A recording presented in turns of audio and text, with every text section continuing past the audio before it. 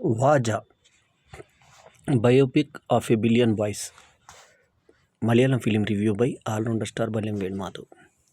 Cinema నిడివి వచ్చి 2 గంటల 5 నిమిషాలు. Comedy drama. US certificate 15th August 2024కు ఈ సినిమా రిలీజ్ అయింది. Ajo, Vishnu, Moosa and the team are labelled as losers.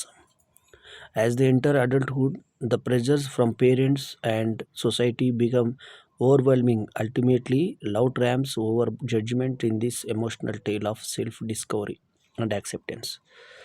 ఈ సినిమాకి డైరెక్టర్ వచ్చేసి ఆనంద్ మేనన్, విపిన్ దాస్ వచ్చి డైరెక్టర్ కమ్ రైటర్, మరో నిర్మాత హ్యారీస్ డేసెసన్, తర్వాత అనీష్ పిబి ప్రొడ్యూసర్, ఇంకో ప్రొడ్యూసర్ ఆదర్శ్ నారాయణ్, మ్యూజిక్ వచ్చి అంకిత్ మేనన్.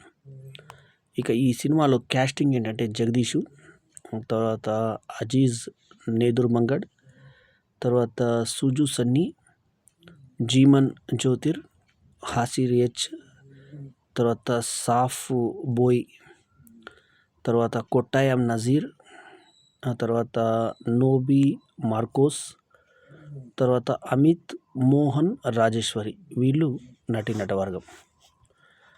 నటవర్గమే కనబడుతుంది మనకి ఈ పేర్లలో. సరే, ఇక కథగా వస్తే, వాజా అనే cinema biopic of a billion boys అని పెట్టారు. అయితే దీంట్లో ప్రధానంగా టీనేజ్ పిల్లలకి తల్లిదండ్రులకి మధ్య ఉన్నటువంటి అవినాభావ సంబంధం ఏంటి, స్కూల్ టైం నుంచి దెబ్బలు తింటూ తండ్రులను లైన్లో నిలబెట్టి అటు ప్రిన్సిపల్తో చెడామడ తిట్టిపించి, మళ్ళీ కాలేజ్ లైఫ్లో, మళ్ళీ తర్వాత నిజ జీవితంలోకి వచ్చిన తర్వాత వాళ్ళ మధ్య ఏ రకమైనటువంటి సంబంధం ఉంటుంది అనేది ఒక ముస్లిం అబ్బాయి, ఒక క్రిస్టియన్ అబ్బాయి, ఒక హిందూ అబ్బాయి, ముగ్గురు జీవితాల్లో జరుగుతున్నటువంటి కథ చాలా అందంగా వాజా సినిమాలో చెప్పారు. మనం ఎవరు ఊహించని విధంగా సెకండ్ హాఫ్లో ఈ తండ్రులు మళ్ళీ తమ పిల్లల గురించి, అంత అసహించుకున్న పిల్లలు, అంత అల్లరి చేసిన పిల్లలు, తమను అవమానించిన పిల్లలు కూడా వాళ్ళ మీద ఎంత ప్రేమ ఉంటుంది తల్లిదండ్రులకు అనేది చూపించారు.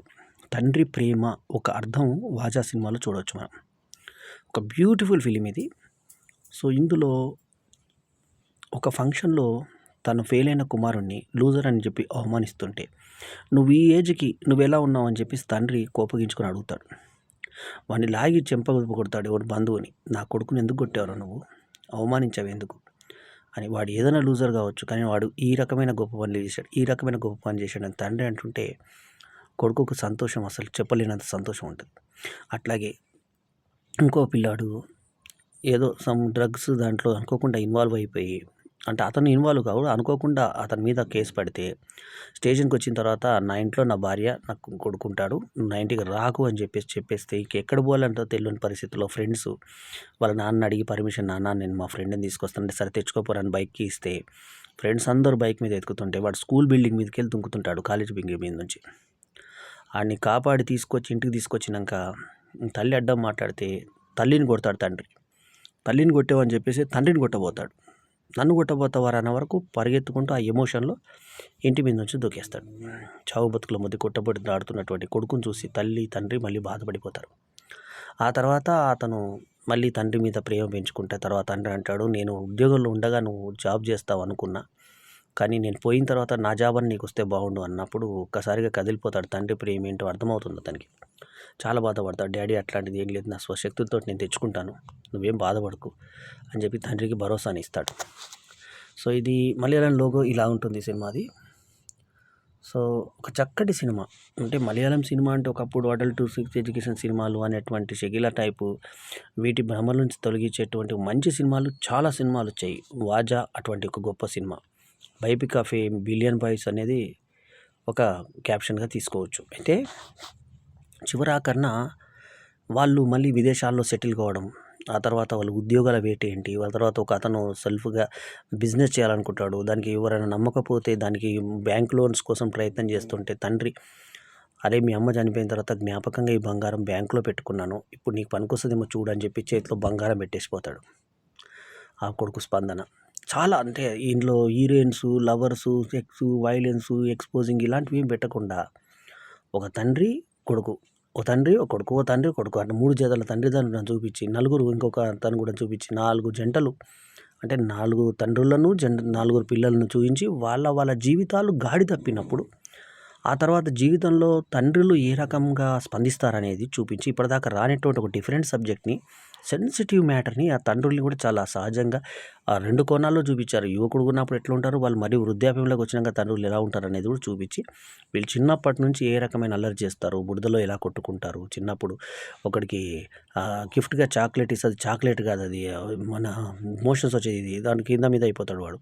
మళ్ళీ కంప్లెయింట్ స్కూల్ దగ్గర కొడతాడు. తండ్రుల ముంగటనే పిల్లల్ని కొడుతుంటే వాళ్ళు బాధపడతారు. ఆ తర్వాత వాళ్ళ అల్లరితోటి ఏ రకంగా ఇది తీసుకుంటారు, జీవితంలో ఏ రకంగా సక్సెస్ అవుతారు, ఏ రకంగా ఫెయిల్యూర్ అవుతారు, విదేశాలకు ఏ రకంగా న్యాయం చేస్తారు. ఒక అట్టిపండు ఒకటి తినుకుంటూ వాడు ఉన్నప్పుడు వీళ్ళు బిల్లు కట్టడానికి ఎవరి దగ్గర డబ్బులు లేవన్నప్పుడు ఇంకా విదేశాలకు ఎట్లా వెళ్తారా అని చెప్పేసి ఆ లాస్ట్ క్లైమాక్స్తో సహా మనం ఆకట్టుకునే విధంగా ఈ సినిమా సాగుతుంది. డైలాగ్స్ బాగున్నాయి. వాజా బయోపిక్ ఆఫ్ ఏ బిలియన్ బాయ్స్లో ఉన్నటువంటి ప్రత్యేకత ఏంటంటే తండ్రి కొడుకుల మధ్య ఉన్నటువంటి ఈ ఫాదర్ సెంటిమెంట్, చైల్డ్ సెంటిమెంట్ బాగా వర్కౌట్ అయింది. అసలు హీరోయిన్స్ను ప్రేమలు, సెక్స్లు, వైలెన్స్లు అట్లా చూపించడాలు ఏమీ లేకుండా అసలు ఒక అమ్మాయి ఉంటుంది, ఆమె జస్ట్ ఇలా చూసుకుంటూ ఆనందపడతారు. చిన్నప్పుడు స్కూల్లో కూడా పిల్లల ఏజ్‌లోనే దాదాపు 10 ఏళ్ల పిల్ల వెనక వీళ్ళు పడ్డము, ఆ పిల్ల కోసం వీళ్ళు ముగ్గురు పోటీ పడ్డము, ఆ తర్వాత ఆ పిల్లని వేరే వాళ్ళు చూస్తుండడము, ఆ తర్వాత ఇంకొక బ్యాచ్ వచ్చి రావడము. ఇంతలో అసలు ఇంపార్టెంట్ క్యారెక్టర్ చెప్పడం మర్చిపోయిన మలయాళంలో ప్రముఖ నటుడు నటించినటువంటి ఒక పోలీస్ ఇన్స్పెక్టర్ పాత్ర ఇంటర్వెల్ బ్యాంగ్. అతను కూతురికే కథ చెప్తుంటారు వీళ్ళందరూ. అది ట్విస్ట్. లాస్ట్‌కు ఆ కూతురుని కూడా తన ఇష్ట ప్రకారంగా తన ఇష్ట ప్రకారంగా నువ్వు ఈ రకంగా చదవాలి, ఆ రకంగా చదవాలంటే ఆ పిల్లలు మేము వేరే రకంగా తయారవుతామని చెప్పేసి చెప్పడం. తర్వాత ఇలా పేర్లు, ఒకరి పేరేమో వివేకానందుని పేరు పెట్టుకున్నావురా నువ్వు అని. ఆ తర్వాత ఇంకొకరి పేరు అబ్దుల్ కలాం. సో ఈ రకంగా పేర్లు ఉంటాయి.